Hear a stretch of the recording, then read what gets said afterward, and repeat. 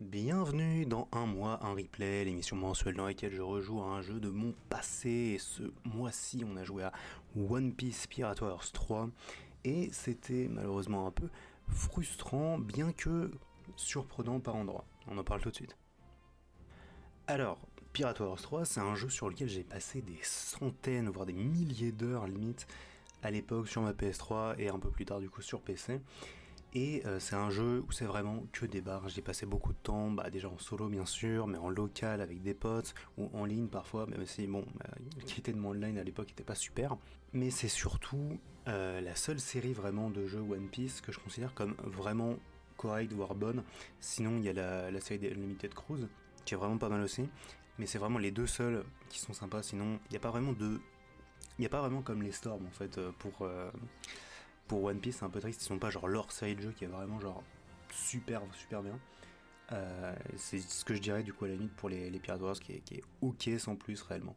Alors pour comparaison, du coup l'année dernière j'avais découvert One Piece Pirate Wars 1 et sinon aussi j'avais joué il y a quelques années à Pirate Wars 4 qui est pour moi généralement un peu moins bien même s'il y a quand même des bonnes idées visuelles, mais ils font à peu près réellement la même erreur que ce jeu, c'est-à-dire de commencer la production du jeu quand l'arc actuel n'est pas fini. Dans le cas de Pirate Wars 3 c'était Dressrosa et dans le cas de Pirate Wars 4 c'était Wano et Onigashima du coup.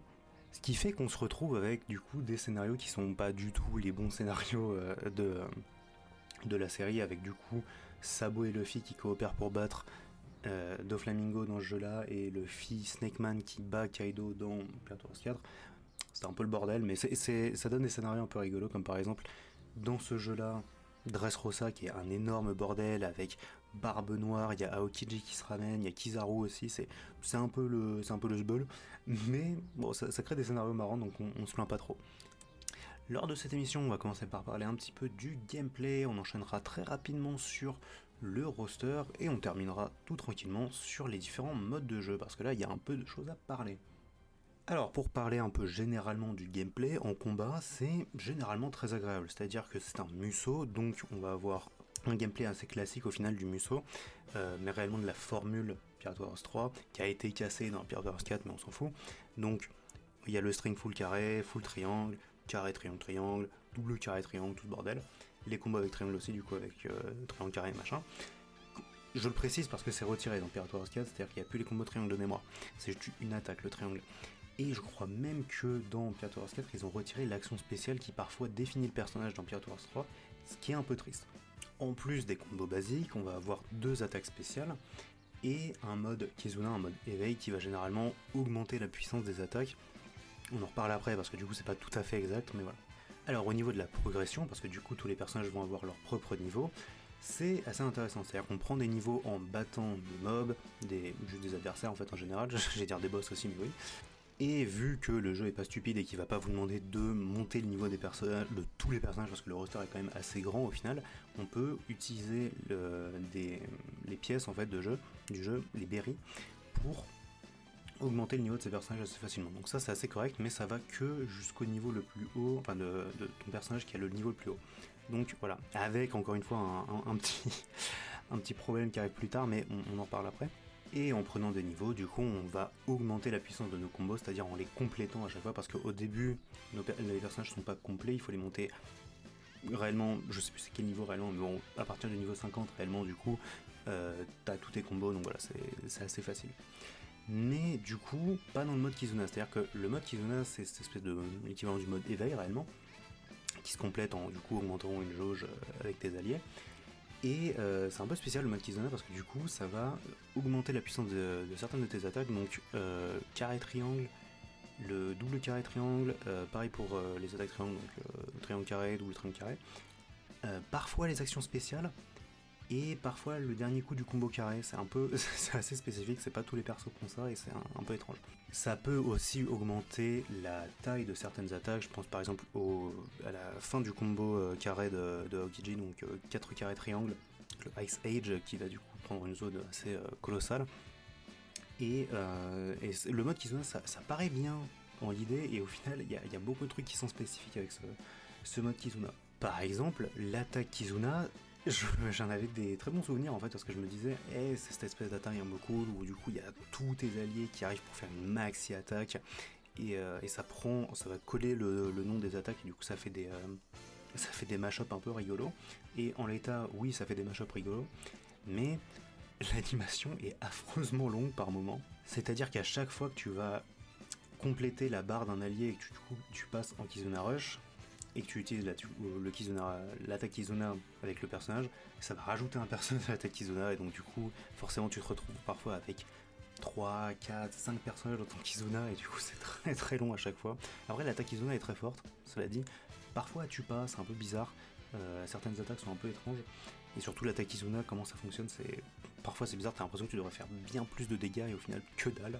Mais pourquoi je parlais du fait qu'il y avait une spécificité avec le mode Kizuna, c'est-à-dire qu'en gros, si tu obtiens assez de pièces spécifiques pour ton personnage, c'est-à-dire que les pièges, j'en ai pas parlé, mais c'est le système de progression interne du personnage, c'est-à-dire que ça va augmenter les stats basiques, donc l'attaque, la vie, la défense, et tu as des pièces spécifiques, des pièces dorées qui te permettent de surpasser ton niveau actuel, c'est-à-dire que tout le monde est bloqué niveau 50, et avec certaines pièces de personnage, tu peux passer, c'est-à-dire au niveau 51 jusqu'au niveau 100. Et une fois passé 51 et réellement jusqu'au niveau à peu près 60-65 il me semble, du coup tu vas avoir tes attaques buffées donc, que tu avais avant, que tu pouvais débloquer que quand tu étais en mode Kizuna. Et en somme c'est bien, mon vrai problème avec tout ce système là c'est comment tu obtiens les pièces dorées qui te permettent de dépasser le niveau. J'en parlerai peut-être un peu plus en... Non, j'en reparlerai en mode de jeu réellement. Et au final, j'ai complètement oublié de le mentionner, donc on va en parler très rapidement ici. J'enregistre ça le jour même, j'ai coupé mon ventilo, il fait affreusement chaud dans ma chambre, donc je me dépêche. Comment on obtient les pièces dorées? Donc c'est dans le mode rêve et c'est un peu infâme. Alors, non, je mentionne l'autre manière de l'obtenir, donc c'est avec le mode histoire, mais j'en parle juste après, donc c'est pas important. Mais dans le mode rêve, c'est un peu infâme parce que forcément il y a deux manières, donc c'est avec les personnages importants et avec les primes. Et en fait les personnages importants, donc c'est donc les personnages que tu es censé affronter sur le mode rêve, donc qui sont sur les cases qu'on voit après avoir fini le mode rêve, donc la toute dernière aile.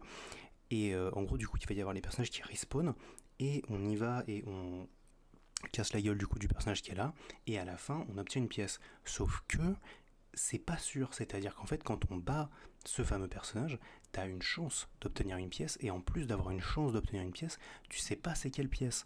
Donc c'est pas du tout une pièce qui a un rapport avec le personnage ou quoi, c'est un peu stupide comme système je trouve, et c'est un peu frustrant, et ça a rien à voir en plus avec à faire un rang S ou que sais-je, c'est juste une chance aléatoire. Et pour les primes, donc c'est un petit personnage qui se déplace pour le coup, un personnage secondaire, mais ça une fois j'en ai parlé, et voilà, grossièrement du coup t'obtiens une pièce, sauf que là c'est à 100%, donc tu es sûr d'obtenir une pièce, encore une fois tu sais pas ce que c'est, et ça peut être soit une pièce de dépassement de limite, soit une pièce pour finir une stat. Voilà, bisous. Mais voilà, du coup c'est un système qui est assez intéressant, mais en même temps qui est un peu fauté, et par un truc spécifique, c'est que une fois que tu as un personnage au niveau 100, tu te dis, bah si j'ai un autre personnage qui a débloqué la limite, je peux utiliser beaucoup de berries pour le passer niveau 100. Sauf que c'est faux en fait, ça ne marche pas. Un personnage qui a dépassé la limite, tu peux plus utiliser de berries pour augmenter son niveau, et c'est vraiment dommage parce que ça prend très très longtemps à augmenter son personnage niveau 100. Moi par exemple, du coup, le personnage que j'ai monté niveau 100 c'était Ace, et ça m'a pris quelques jours quand même pour le monter niveau 100. Alors forcément du coup je farmais des trucs à côté donc ça allait, mais c'était quand même un peu relou, et en fait carrément j'ai dû spammer le dernier niveau du mode rêve, on en reparlera un peu plus tard, mais c'était vraiment très très long, et voilà, une expérience assez désagréable au final. Alors pour parler un peu positif quand même, un truc que j'ai vraiment apprécié sur ce jeu, c'est que tous les personnages sont vraiment uniques en leur genre, c'est-à-dire qu'ils sont tous très agréables à jouer, enfin pas tous très agréables à jouer réellement, mais tous intéressants au minimum à jouer parce qu'ils ont tous des petites mécaniques intéressantes. Je prends par exemple Ivankov avec sa mécanique de grosse tête qui va buffer certaines de ses attaques. On a Jinbei qui va avec du coup, sa flotte pouvoir debuff un peu les adversaires. Kuma avec son attaque spéciale qui va pouvoir se heal. C'est plein de petites mécaniques un peu marrantes comme ça qui font que. On a aussi par exemple Fujitora qui est genre affreusement craqué, c'est-à-dire que basiquement avec son attaque R1 il a une arme nucléaire en fait réellement, et il peut wipe une map, wipe le terrain complètement gratuitement, et c'est assez drôle. Et tous les personnages sont un peu comme ça, donc il y a des personnages qui sont clairement plus forts que d'autres, mais des personnages qui sont drôles à jouer, et c'est assez marrant. T'as bien des personnages qui sont par exemple forts pour affronter une horde de personnages, donc prendre les territoires facilement, d'autres personnages qui vont être très forts pour jouer en 1v1, pour battre des boss. C'est tout le monde a ses petits trucs et c'est vraiment cool parce qu'il y a énormément de personnages dans le roster, on en parlera juste après. Il y a vraiment beaucoup de personnages dans le roster et c'est assez surprenant en fait qu'ils arrivent à tout savoir comme ça, un gameplay vraiment assez unique. Je prends même par exemple des personnages qui sont assez similaires comme par exemple Sabo et Ace qui ont du coup le même fruit et qui même dans leur gameplay ont beaucoup d'attaques similaires. Je prends par exemple l'attaque 3 carrés triangle qui pour les deux ça va être la croix de feu. C'est-à-dire que Ace lui il la balance direct comme ça, bam, donc du coup ça wipe en face de lui, ça déglingue tout le monde. Et Sabo lui du coup il va le faire en deux fois, il fait d'abord un truc vertical puis un truc horizontal et ensuite il le balance. Et du coup ça fait plus de dégâts mais c'est plus lent. Voilà, c'est des petites mécaniques comme ça qui font que tous les personnages sont un peu uniques, c'est un peu marrant. Alors peut-être pour finir du coup cette séquence gameplay, je vais parler un peu, malheureusement un peu négatif, mais du coup il y a certains boss et certains mini-boss qui sont vraiment désagréables à affronter. Quand je parle de mini-boss, du coup ça va être les commandants de la marine, les commandants des pirates, genre de trucs, les personnages qui sont pas vraiment nommés, mais qui sont en fait basés sur généralement 3 personnages. Il me semble que ça va être Dankrig, Hannibal et Arlong. Et grossièrement ils vont avoir à peu près les mêmes poses de combat et puis certaines attaques qui sont pareilles. Et c'est des personnages qui sont généralement un peu relous à affronter pour certains personnages. Je vais prendre par exemple du coup les boss qui sont basés sur Dankrig où en fait ils sont cette espèce d'attaque qui tourne et genre le hitbox est un peu bizarre par moment et ça te repousse assez facilement. Et ceux qui sont basés sur Arlong, parfois ils ont une espèce d'hyper armure un peu improbable sur une de leurs attaques qui devrait pas être aussi puissante et aussi imbloquable. Mais les pires de ce niveau-là, du coup, et je parlais du coup de ceux qui sont basés sur Dankrig, c'est les commandants des pirates géants, ou juste les géants en fait en général, mais ceux qui sont basés sur Dankrig, parce que eux, mais il n'y a rien à faire pour les arrêter, c'est-à-dire que genre, tu peux envoyer toutes les attaques que tu veux, si c'est pas une attaque spéciale, ça les fera, ou juste une grab, ça les fera pas bouger et c'est terrible en fait. C'est-à-dire que les mecs ils te rushent dessus, ils te font une grosse attaque et genre hop, tu voles et tu dégages du territoire en fait mon pote, c'est vraiment affreux. Et c'est même super grave par moment parce que c'est-à-dire que il y a une catégorie de personnages du coup qui ont, donc les personnages qui vont avoir le haki des rois, donc c'est-à-dire Luffy, Shanks, Ace, Hancock, tout le bordel. Quand tu actives leur Kizuna Rush, ils font un coup de haki des rois et c'est censé donc stunner tout le monde, c'est-à-dire que ça stun tout le monde, ça stun les petits, ça va stunner les boss quand ils sont pas en train d'activer un truc imbloquable, et les géants, ça ne les bloque pas, c'est-à-dire que c'est tellement improbable, les gars, un coup de haki des rois, ça les fait même pas bouger un minimum, c'est terrible, ça va leur faire des dégâts, mais ça les fait pas bouger, c'est vraiment, c'est vraiment les mini-boss infâmes. Et dans les boss, alors je vais pas m'éterniser non plus, il y a certains boss qui sont assez relous, comme par exemple un boss qu'on peut retrouver assez souvent qui va être Baggy, qui a une attaque où il envoie des couteaux, ça fait flinch, mais vraiment tout le monde, c'est terrible. C'est-à-dire que tu peux avoir, en plus il y a une technique dans le jeu, donc un petit truc que tu équipes à ton personnage, qui s'appelle Ténacité, c'est censé réduire ton taux de flinch. T'as beau mettre ça, vraiment, tu voles quand même, tu voles pareil, c'est assez terrible. J'ai officiellement parlé trop longtemps du gameplay, on va parler un petit peu du roster, et le roster c'est généralement assez intéressant, donc j'en parlais tout à l'heure, mais du coup on va essayer un peu de compléter. C'est un roster qui est vraiment complet, c'est-à-dire qu'on va, enfin pour l'époque forcément, on va retrouver du coup les Mugiwara et les Mugiwara, enfin pré-timeskip et post-timeskip, ce qui est vraiment assez cool parce que dans Pirate Wars 4 ils ont retiré les pré-timeskip pour certains. Je pense à, il me semble, Frankie, Chopper, Brooke, peut-être Robin. Donc voilà, c'est assez cool que dans ce jeu-là, du coup, ils sont tous là et ils ont même beaucoup de combos et d'attaques speed qui sont différents du post-time skip, donc c'est assez bien là-dessus. On va également retrouver du coup tous les amiraux de la marine de l'époque, plus Garp, plus aussi certains révolutionnaires après. Et c'est un gameplay enfin c'est un roster qui est vraiment assez complet là-dessus et qui, à vrai dire, même dans leurs attaques, en fait, dans du roster, va créer pas mal de trucs. Il y a beaucoup de personnages qu'on ne voyait pas se battre. Comme par exemple, je vais penser à Akainu, vraiment qu'on voit pas se battre tant que ça, peut-être. Ou même Kizaru à l'époque, on ne voyait pas tant que ça se battre. faut voir, c'est près de Dressrosa, hein, ce que je raconte, donc c'est genre forcément maintenant Kizaru on l'a vu se battre carrément plus, mais voilà, à l'époque un petit peu moins quand même, donc c'est assez intéressant. Après, tout n'est pas rose forcément, parce qu'il y a certains oublis, je dirais, du roster qu'on retrouvera quand même assez dans Empire Wars 4, mais je pense à forcément mon GOAT, Kid, qui est complètement absent de ce jeu, et c'est un peu triste. Aussi Kobe, mon GOAT, qui est pas là, c'est un peu triste un peu. Bon, même si du coup il est disponible maintenant dans Empire Wars 4. Mais en même temps, il y a quelques surprises, comme par exemple Lucci ou Tashige, qui sont des ajouts assez intéressants, parce que du coup ils vont avoir un gameplay assez unique, encore une fois, comme d'habitude, mais surtout Lucci, qui a un gameplay vraiment marrant. Et voilà, sinon le roster dans sa globalité est vraiment plutôt sympa. On a vraiment des personnages qui sont surpuissants, des personnages qui sont un peu plus faibles mais un peu plus techniques. C'est vraiment un très bon roster à mes yeux. Et on va terminer tranquillement cette émission en parlant des différents modes de jeu, et on commence avec le mode de jeu, le mode légende, qui correspond du coup forcément au mode histoire. Et c'est un mode histoire qui est vraiment un peu dommage, c'est-à-dire qu'on va avoir toute l'histoire de One Piece, par contre ça c'est vraiment assez cool, du tout début avec Morgan jusqu'à la fin avec Doflamingo à l'époque, et c'est super intéressant, et du coup encore une fois l'histoire de Dressrosa elle est vraiment assez intéressante avec plein de personnages qui n'ont rien à voir, j'en parlais un peu plus tôt, mais tout n'est pas rose forcément parce qu'il y a certaines missions qui sont un peu relou, avec certaines parfois des missions d'escorte. Je pense par exemple avec la mission où on doit escorter Usopp un peu partout, ça prend un peu de temps par moment et ça peut être relou. Il y a vraiment ou par exemple du coup dans la première mission de Marineford où il faut escorter Jaws un peu partout, c'est un peu relou. Et pourquoi je parle de Marineford? Forcément parce que Marineford, c'est une des 2 missions réellement qu'il faut refaire énormément, 3 missions réellement qu'il faut faire beaucoup de fois si tu veux tout débloquer dans le jeu. Et la première du coup ça va être les pirates contre le CP9, forcément qu'il faut faire avec Luffy, Zoro, Sanji, Chopper, Franky peut-être, et Usopp, pour avoir du coup les attaques spéciales, les éveils pour certains personnages. Et c'est un peu terrifiant ce bordel, vraiment, parce que les missions sont longues en fait, c'est vraiment ça qu'il faut retenir, les missions sont affreusement longues pour certaines, surtout les missions à Marineford, ça prend des faciles 10 minutes, 15 minutes, et il faut le faire avec une chier de personnages, donc c'est rapidement relou en fait. Surtout si tu veux faire le 100%, et le 100% ça passe avec les chasses au trésor, mais du coup ce qu'ils appellent aussi la légende.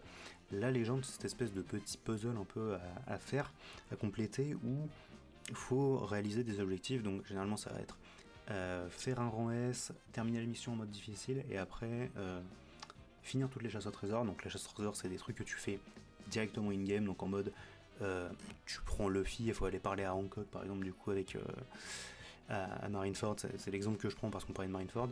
Et après il y a toujours un petit objectif où par exemple il faut battre le boss avec une attaque Izuna, et parfois ils vont te rajouter un autre objectif à côté, genre faire tel truc avec tel personnage, et c'est facilement le bordel, et c'est facilement c'est assez compliqué même parfois. En fait il y a des trucs qui sont relous parce que parfois les personnages parlent, il faut que t'attendes qu'ils aient fini de parler pour faire un truc.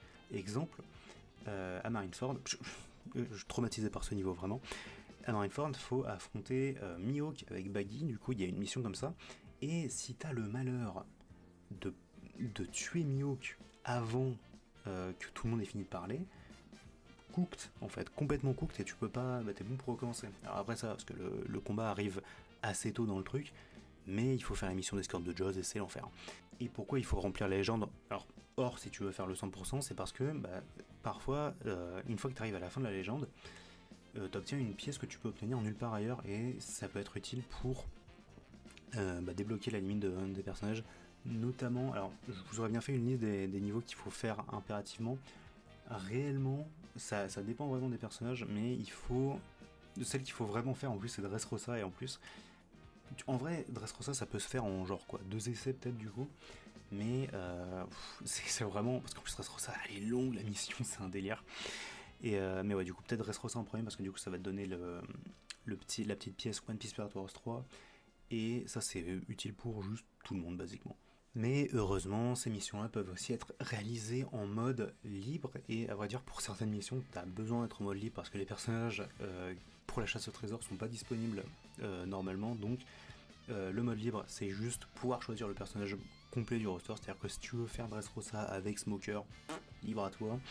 Et c'est un peu tout ce que j'ai à dire sur le mode libre, c'est juste généralement un peu mieux parce que du coup, bah forcément, si t'as une mission où juste les seuls trucs qui te manquent sur la légende c'est faire en S, paf, tu prends Shanks et t'y vas, et tu t'amuses. Et voilà, c'est un peu tout pour le mode libre. Et pour finir du coup cette petite discussion sur les différents modes de jeu, on va retrouver le mode rêve et le mode cauchemar. Alors le mode cauchemar que j'ai pas vraiment fait, j'ai fait une mission dedans et c'était relativement chiant au final. Parce que c'est juste le mode rêve mais genre euh, niveau 4000 en fait, c'est-à-dire que genre, toutes les îles sont niveau 100 et c'est un peu l'enfer là-dessus. Parce que du coup c'est juste tous les adversaires ont plus de vie, tapent bien plus fort et j'ai trouvé ça moins intéressant en fait. Et donc le mode rêve, cette espèce de petit mode de jeu où en fait t'avances d'île en île en réalisant du coup des missions assez différentes et du coup c'est souvent des formats qui sont assez similaires. Faut prendre les territoires adverses, faut empêcher l'adversaire d'aller là, faut escorter ton allié là-bas. Et parfois du coup tu vas tomber sur des îles avec des personnages qui là du coup vont te permettre de débloquer le personnage. Donc ça va être Barbe Blanche, Barbe Noire, Shanks à la toute fin, les Smokers, les Moria, les Aokiji, tout ce beau monde finalement qui va être disponible uniquement en mode rêve. C'est un peu long à faire, mais c'est un peu marrant au final parce que du coup tu te retrouves avec pas mal de personnages que tu n'aurais jamais pu jouer dans l'histoire en allié, donc ça va être les Kuro, les Arlong, tout ce beau monde finalement qui va devenir ton allié pour les modes rêve. Et tu as certaines missions où tu peux choisir un camp, donc par exemple ça va être Zoro affronte Sanji dans un combat incroyable, et du coup quand tu cliques sur le début, tu es là en mode ok, je vais choisir soit l'armée de Sanji, soit l'armée de Zoro, et en fait tu t'amuses un peu. Généralement c'est un mode de jeu qui est vraiment assez marrant, j'ai trouvé, parce que par rapport aux alliés que tu peux jouer, et ça te permet en même temps aussi de débloquer les personnages et donc du coup d'apprendre un peu comment ils jouent tous. Et ça c'est cool. Et c'est là aussi que tu vas débloquer certaines pièces avec les personnages primes. Donc c'est des personnages secondaires qui apparaissent. Il faut aller les chasser un peu et les abattre et c'est un peu marrant. Et c'est ici aussi que tu vas débloquer certaines pièces en or, comme par exemple le haki des rois, le haki de l'armement, tout ça. Donc des pièces qui vont être utiles pour le dépassement de la limite. Et à la toute fin du coup du mode rêve, tu vas affronter Shanks du coup. Et c'est un truc dont j'ai pas parlé, mais les crédits dans le jeu sont inskippables. C'est-à-dire que les crédits, t'en as un à Dressrosa, donc à la fin du mode histoire, un à la fin du mode rêve, donc avec Shanks, quasi sûr, et un autre sur la toute dernière île du mode rêve qui se débloque un peu après. C'est long, au bout d'un moment c'est long.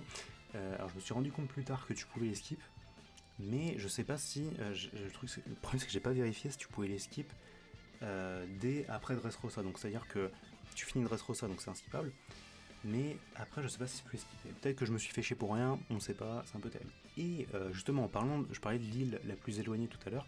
L'île la plus éloignée, elle est niveau 100 quand toutes les îles à son cap au niveau 50 en fait réellement. Et moi du coup j'étais en mode putain mais attends, c'est n'importe quoi, attends, mon personnage le plus haut il est niveau 50, moi je peux pas dépasser la limite, parce qu'il faut terminer le mode rêve pour dépasser la limite, donc comment je fais au final? Et donc j'avais décidé juste au bout d'un moment, parce que je me suis dit vas-y j'y vais, je teste un peu pour voir. Et au final du coup la toute dernière île c'est un espèce de gros match où on affronte donc les Mugiwara plus Sabo et Ace, et c'est pas si dur que ça au final parce qu'ils sont pas vraiment niveau 100 en fait, ils sont assez forts mais ils sont clairement moins forts que le niveau 100 de ce que j'ai pu voir après. Et au final du coup c'est le niveau que tu utilises pour gagner des levels une fois que tu as dépassé la limite, et c'est un niveau qui est assez court au final, qui est assez marrant parce qu'à la fin du coup il y a tout le monde qui t'arrive dessus, et donc t'as 10 personnages, 11 personnages du coup à battre, 11 boss à battre, et c'est un peu marrant. C'est tout ce que j'ai à dire pour le mode rêve, mais c'est aussi tout ce que j'ai à dire pour le jeu dans sa globalité, c'est-à-dire que c'est un jeu qui est honnêtement vraiment pas mal, vraiment fun, moins bien que dans mes souvenirs bien sûr, et surtout très frustrant par certains endroits, c'est un peu malheureux. En tout cas, c'est tout ce que j'ai à dire. Nous, on se retrouve le mois prochain pour jouer à